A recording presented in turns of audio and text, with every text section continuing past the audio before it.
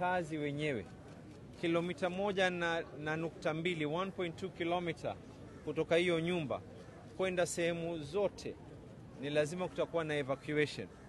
Kesho kuanzia saa 12 asubuhi mtu yoyote asikae katika nyumba yake, asiende katika msikiti ulioko karibu na sehemu hiyo, asiende katika skuli ambayo kwamba iko karibu na sehemu hiyo, madrasa, watu wasiende makazini. Kilomita 1.2 inamaanisha ni kuanzia hapa kwenda mpaka Markiti, kuanzia hapa kwenda mpaka sehemu ya Pakistani, kuanzia hapa upande huu mwingine nafika mpaka sehemu ya City Blue kwa sababu ya bahari. Kile nitawaomba ni lazima tufanye mpango, watu wote will have to vacate. Hii haitodhuru nyumba yako, lakini ule mtikiso ambao kwamba utakao kuweko utasababisha athari ya masikio yako. Kila ukiwa karibu, wale wanaofanya kazi hii wanavaa vitu ambao kwamba vinawastiri na sio pamba ukasema kwa unaenda kujieka. Pili, lile vumbi litakalotoka, haswa mtu mwenye mtoto, mtu mzima, litaanza kudhuru mapafu yenu.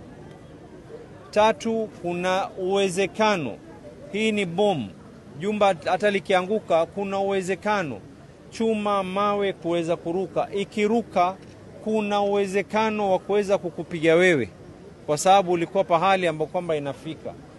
Hatutaki kupata athari zaidi. Tumefahamikiana, sio?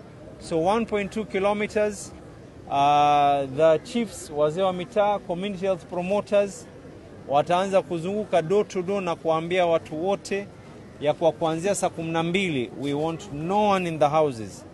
Tafadhalini na warai na nawasihi watu wa Mombasa, hii ni kwa sababu yenu nyinyi, ili musiweze kuumia.